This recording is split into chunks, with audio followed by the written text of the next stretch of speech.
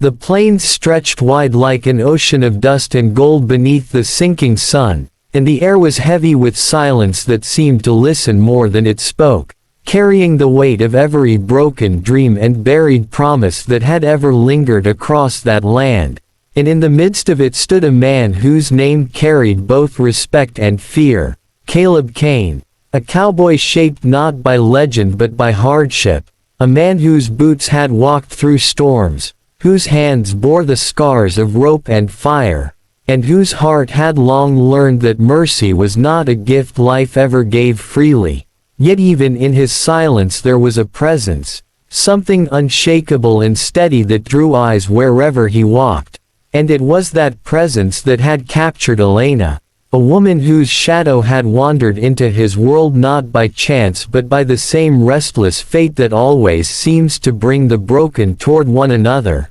She had whispered one night, her breath trembling between longing and fear, "You want me for my body," as though confessing and accusing all at once, as though daring him to be the same as the others who had looked at her with hunger but never with reverence. Yet Caleb's reply had been quiet thunder, "No, I want you because you don't beg," and those words hung between them like scripture etched into the air, reshaping everything she thought she knew about men and desire, for Elena had spent her life being wanted for the wrong reasons, for the way her body curved, for the softness of her lips, for the fire in her eyes that men mistook for surrender. But Caleb was different, and though she wanted to doubt him, she found herself standing closer, listening deeper, searching for cracks in the steel of his voice but finding only truth, because he was a man who had never begged and who despised begging in others, a man who found strength not in dominance but in resistance, and it unsettled her in ways she could not explain, for to be wanted for not begging was to be wanted for being untamed, unbroken, and that was a kind of wanting she had never known, the kind that made her heart ache with a strange mixture of terror and freedom. Life on the ranch had its rhythm, dawn breaking over the horizon while Caleb rose before the roosters, his silhouette etched against the glowing sky as he saddled his horse and rode into the fields, his movements precise, practiced, born of a lifetime of repetition, and Elena would watch him from the porch, her fingers curling against the railing as if trying to hold herself back from walking toward him, because every step closer felt like surrender, and surrender was the one thing she had sworn never to give. Yet the pull between them was steady, constant, like a river carving its path through stone no matter how strong the resistance. And each day she found herself waiting for the sound of his boots on the porch, for the moment his eyes would find hers and linger just a little too long.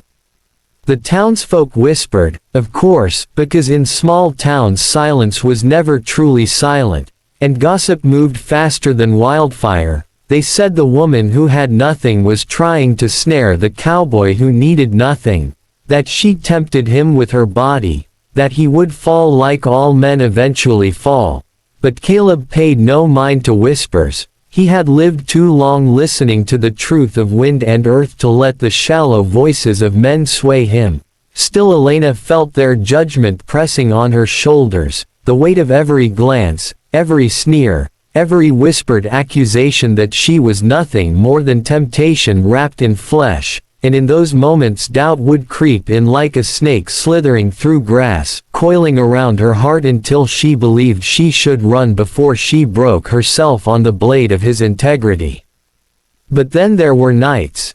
when the sky was black velvet studded with silver and the air was thick with the scent of rain about to fall. Nights when Caleb's presence was too close, too undeniable, when his voice sank into her bones like heat from a fire. Nights when she tested him with words meant to wound and tempt at once. "If I begged," she asked once in the barn, her voice sharp and trembling as the lantern swayed above them, its glow painting shadows across the wooden beams. "What then? Would you want me then?" And Caleb had stepped closer, the dirt of the day still clinging to his boots, his eyes steady, stormy, and unflinching. "If you begged," he said, his words slow and heavy like rain before the downpour. Then I wouldn't want you, because begging means giving up, and I don't take from those who surrender. And those words shook her more than any touch could, for they were not about desire but about worth, and for the first time she realized he saw her not as a body to claim but as a soul to stand beside, and that truth terrified her even more than lust ever had.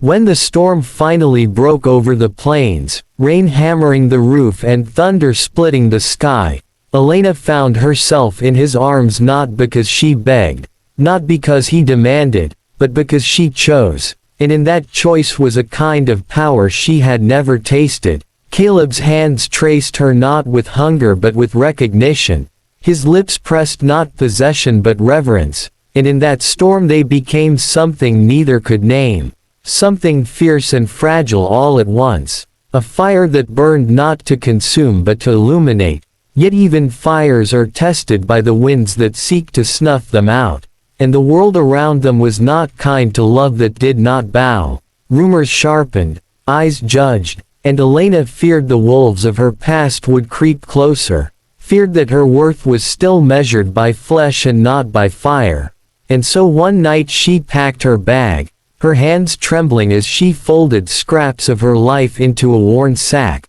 convincing herself that leaving would spare her the pain of begging him to stay. But Caleb found her there in the stables, the rain dripping from the brim of his hat as he leaned against the stall door, his voice steady even as the storm raged outside. "If you walk away because you don't want this, I'll let you go," he said, "but if you walk away because you think I only want your body, then you never understood me at all." And his words stopped her like a bullet through the dark, her heart stalling as she turned to face him, her eyes wide, her voice breaking as she whispered, "You really don't want me for that." And Caleb shook his head, his gaze burning steady. "I want you because you don't beg, because you fight, because you stand, because you are fire and you don't even know it." And for the first time in her life, Elena believed that maybe she was worth more than the shape of her body, worth more than the whispers of men, worth more than the weight of her past. And in that barn beneath the pounding storm she let the bag fall from her hand and stepped toward him, not begging, not surrendering, but choosing, and that choice became the beginning of something neither of them had words for, something that would carry them into battles far greater than whispers and storms.